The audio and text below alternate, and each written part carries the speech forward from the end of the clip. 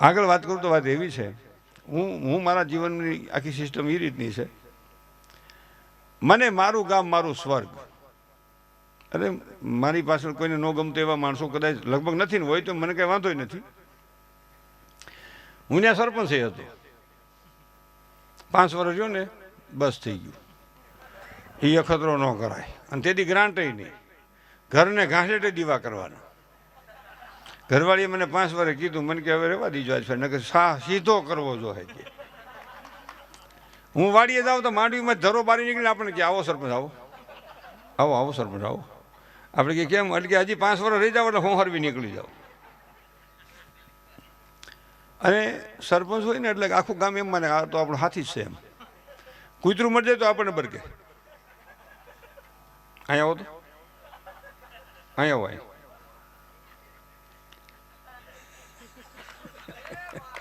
એ ભાઈ આપણે ઘેરે સુતા હોય ને હજી 5 વાગે પ્રોગ્રામ કરીને ગયા હોય એમ થાય ઘડીક વાર હુઈ ત્યાં બાવણો ખોખડા 7:45 રે સરપંચ હે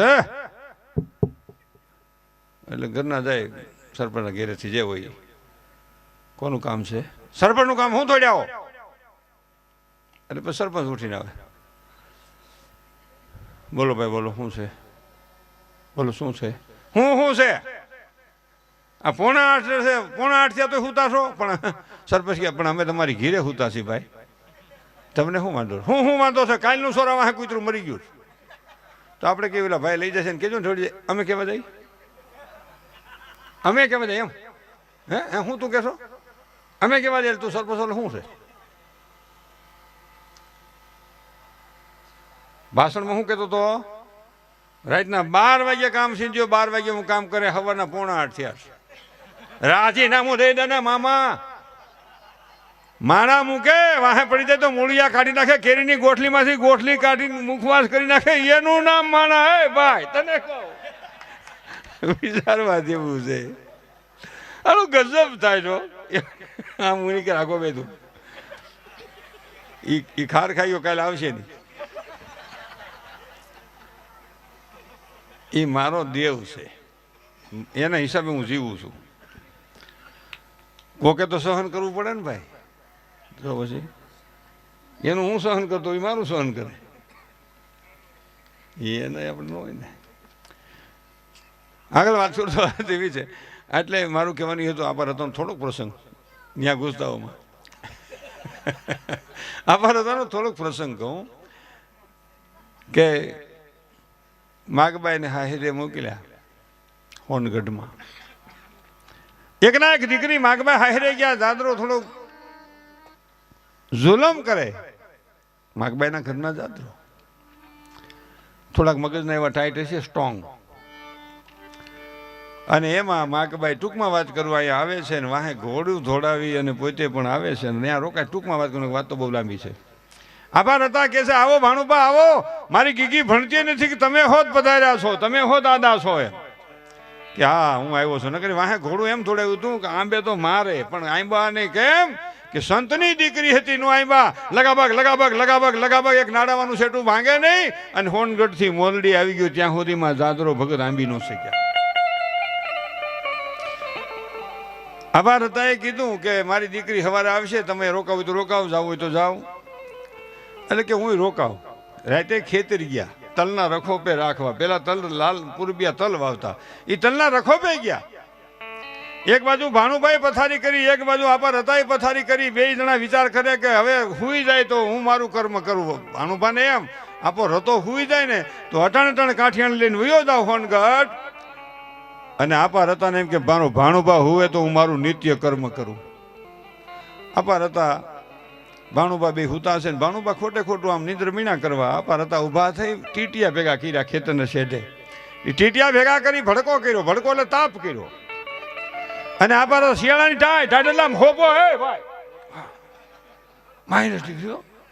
અને એમાં આપાએ હાથ કર્યો, હાલો મોતીરામ, હાલો ગગારામ, હાલો હાલો બાપ શિયાળાની ટાઢમાં જરાક તમારા આંગળા તપાવલ્યો નકર ઠરીને ઠીકરું થઈ જાહો મું થામા. હાલો મોતીરામ હાલો. જાદરા ભગતે વિચાર કર્યો કે હજી પોતે જાગે છે અને હજી 2 સાધુ બરકે હું હે કઈ પણ તા તો મોતીરામ અને ગંગારામ નામના બે હાવેજ હુહા હુહા હુહા કરતા ગંગારામ થોડ્યો આવે અને અછેર અછેરના પાણાની આમ સણનાટી બોલતી આવે. વી બેહુની સાય ફરતી હોય એમ હુહા હુહા હુહા થતું આવે. અને આમ જો આવીને આપાના પગમાં આમ કરીને આમ પંદાની પ્રાહાઈટ મારી અડધું ગાડું થોડી ઉલ્લી હોય એવો ધબાકો થયો. જાદરા ભગતે ઓઢ્યું તું આમ ખુલ્લું કર્યું. શેનો ધબાકો થયો? હાવજ હાવજ હાવજ. પગે દબાવે ગોદડું માથે છટકી જાય, માથે દબાવે પગે છટકી જાય. વગર ડાકલે દેવ આવી ગઈ શિયાળાની ટાઢમાં. પર સેવો રેબ જેબ વળી ગયો વખત એવો છે ને ભાઈ. 8-8 ફૂટની થોરની વાડીમાં જુગાર રમતા 5 આવ્યો 10 આવ્યો 15 આવ્યો પછી આવ્યો પછી આવ્યો. પોલીસ પોલીસ નોળિયું નીકળે એમ નીકળી જાય. કાંટાય લાગે નહીં એને. હો એ વખત એવો છે ને ભાઈ. હા સાહેબની ગાડી છે કે નહીં? સાહેબની ગાડી છે તો પોલીસને તો હું મિત્ર માનું છું. બીજા માટે નોકરી તો બધા કરે છે પણ એ બીજા માટે જીવે છે. આપણું ઘર ફાડીને કોઈક વ્યાજ જાય ને પછી 15 દિવસ ન પકડે ને એટલે આપણે પાછા રાજકીય માણસો લાગવગ કરી કે આ પોલીસ પકડતી નથી. એને ખબર હોય, એને ક્યાં ખબર હોય તું હું તો તને ફાડી ગયા ઘર તને ખબર નથી, એને ક્યાં ખબર હોય? હે એટલે ખોટે ખોટો એવો આક્ષેપ કરે. અને આપણે કામ પડે ને તો એ પોલીસ સ્ટેશન જાય, ત્યાં સુધી ન જાય. કેમ છો સાહેબ? છોકરો હલવાનો તો હલવે છે તો આવી ને તું એમનો એવો કોઈ દી. અને હું દર મહિને બધે ગમે ને મળે હું જાઉં જ નહીં. કારણ હું એવા વિચારથી હું કારણ કે અમેરિકાને બધી ફેરો છું. મને ખબર છે કે ન્યાયની પરિસ્થિતિ કેટલા હાંચવે છે કેટલા. અહીંયા પગાર ઓછો ને કામ જાજુ. આ બધું અહીંયા એમ જ ભાઈ. મજીરા વગાડે બળ વધારે થાય, પૈસા ઓછા. તબલાવાળાને બળ વધારે થાય, બેન્જાવાળા કરતાં ઓછા. બેન્જાવાળાના બધાને બળ થાય, અમારે કાંઈ ન થાય તો અમારે વધારે. એમાં બેનનું પાસે એથી વધારે ભાઈ. એમાં આ બેનું તો ઠીક છે, હું બેઠી લેવું ને ટૂંકા કપડાં વાળ્યું નાચ ગાન કરવા વાળ્યું તો 80 વર્ષનો બાપો હોય તો બેઠો રહીએ. બોલો એ 5:30 વાગ્યા સુધી જાય નહીં કે પ્રોગ્રામ પૂરો ઘડીકમાં પૂરો. પણ 5:30 થયા કાકા હવે જ ઘીરે જા. એ સંસ્કૃતિ નથી, વિકૃતિ છે. આ જે બેનું ગાયો ને રામાબેના ભક્તોના સંતોના એ સંસ્કૃતિ છે. આ બધું એવું છે. એમાં તમારે તબલા નો આવે એમાં પછી એનું બજાર શું છો એવું છે બધું. એટલે પોલીસ ખાતાની નોકરી 24 કલાકની પગાર માપે. નોકરી થોડી આપણે કોઈ નોકરી વાંધો નથી. એક દડો ઉલીને થોડોક 10 ફૂટ છેટો જાય ને ₹1 કરોડ ઇનામ મળે આપે. અને આવડા શહીદ થઈ જાય અને તોય એના સંતાનોને એનું આખું મેળવવા માટે અરજીઓ કરવી પડે ને સાબિતીઓ દેવી પડે. એટલે પણ આ શહીદ થઈ ગયા તોય ઓલાનું દડું થોડુંક આઘું વી ગયું તો તમને એટલો બધો હને પાછું ઉપડી ગયો, કરોડ દાબી દો ભલે ને દઈ દો મારા બાપને તો, પણ આવડાને કંઈક ગયો ખરા. ગૌશાળાને હાસવો છો મને ગાયું, હું ગાયોને જીવ દેવા પ્રેમી જ માનું છું અને હું પોતે જીવ દયા પ્રેમી જ છું. ગાયોને હાસવી છે આ ખૂટિયાનું હું ગોઠવું છું. એક ટક બાંધે છે ને શેમાંથી બાંધે છે નોખા જ નથી પડતા. અહળાવી દે ગાડીઓ ગમે એની ભટકાણી હોય. તારું મોટું થાય કે હમણાં એક બેન્જાવાળાને પગ ભાંગી નાખ્યા રાજકોટમાં. બાંધતા બાંધતા બે એવા સામુંડ વાળાને અહળાવ્યો પછી આવડાને આમ હજી રિપેરિંગ હાલે. બનેલી ઘટના એટલે હા શું છે, મારી ગાડી 2 વખત હલાવી દીધી.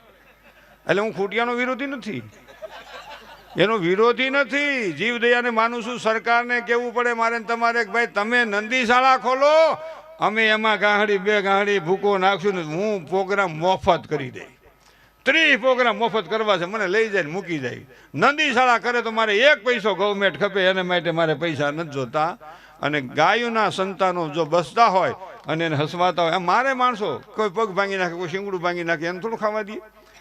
પણ આપણે ક્યાંક રસ્તો ભૂલ્યા છે. ગાય માતાની જય બોલાવી છે ને સમજીને બોલાવવાની જરૂર છે. ગૌ માતકી જય, ગૌ માતકી જય એમ બોલે ન થાય. કઈ નાખવું નથી, નગરી જાય. અને પાછા ઓલી સિનાઈ માટીની ગા રાખે ઘરમાં. ગાય માતા એ કઈ શિંગડું મારે, ઓલા પણ ખડકી આવીને નાખ ક્યાંક. બોલો પિત્તળની ગાય એ થોડી હલે. ત્યાં ઊંચું મોઢું કરીને ઊભી હોય કે મને વાંધો નથી, નીચે જાઓ ત્યાં ભૂખ્યું આટા મારે એને નાખો. આપણે ધર્મ ભૂલ્યા છીએ, વાતો ખૂબ મોટી કરી છે. ગાયને માં કહેનારી વ્યક્તિ આપણે ને આપણે રેઠિયાર રખડતી. એટલે શું કે રેઠિયાર રખડે છે, રેઠિયાર એક બાજુ માં એક બાજુ રેઠિયાર. જ્યાં સુધી હૃદયથી ગાને નહીં સ્વીકારી ત્યાં સુધી ગા પોતાના પગ માથે માનું સ્થાન નહીં ભોગવી શકે. અને આપણા સંતાનોને ગાયનું દૂધ ઘી ખવડાવો અને ડોબાના દૂધથી વધુ પૈસા આપો, ઓછા પૈસા આપશો તો ગા પોતાનું પાત્ર માનું નહીં ભજવી શકે. આ બહુ વિચાર. અને ગૌશાળામાં તમે નીર નાખો એનો મને જરાય વાંધો નથી. ગામના માલધારી છે ને 5 ગાડી મફત તો દો કુશો. એ હજારો વર્ષ થયા ગાઉં હાસવે છે માલધારીઓ, જે ગાઉં રાખતા એ બધા, મને કોઈનો વાંધો જ નથી. એને તો 10 ગાડી કુશો દો ભાઈ, આના પૈસા ન જોતા લઈ જા ભાઈ, આય ગાવું છે. એ શેઠ આવતા હતા કે માને હાક પણ એની તમારી બેન મારી હરખી જ માં કહેવાય. ઈ માં આપણી બધાની હરખી જ કહેવાય. એટલે મારો કોઈ જાતનો આક્ષેપ નથી. મારી વાત એ છે કે હૃદયથી ગાય માતાને સ્વીકારી તો થાય. વાહળીએ વળુમતી 9 લખ દેનું નાથ હરિવર ફેરન હાથ તું સુબન લેતો સાંભળા. અને ઈ જાદરો ભગત પછી જાદરો મહાન ભગત થયા. અને ઈ જાદરા ભગતે પોતાના દીકરા કોળીના દીકરાને બેઠો કરવા હાટું પોતાના દીકરાને આપવા. બહુ વિચારવાની વાત ભાઈ. તને કહો ભાઈ, આપા મેપાને કીધું કે કોઈના આના દીકરાને બેઠો કરવો તો આપા મેપાએ કીધું આપણા દીકરાને મોકલવો પડે છે, તૈયારી? તો એ માકબાઈ જાદરા ભગતે કીધું કે એકનો એક અમારો સંતાન હરસુર છે, અમે આપવા તૈયાર છીએ. અને કોળીના દીકરાને બેઠો કર્યો તો એવા જાદરો મહાન ભક્ત છે. એ તો બધી મોટી વાતો છે. પણ હવે આપની સમય આવે છે કરિશ્મા દેસાણીને જોરદાર તાળીઓના ગગડાથી વધાવી ધન્યવાદ, આભાર, નમસ્કાર. મનસુખ વસાવીને આપ બધાના ચરણમાં જય માતાજી, જય સતિયાપીર. આભાર, ધન્યવાદ. મારો કાર્યક્રમ પૂરો. હવે નમસ્કાર. એ ભાઈ.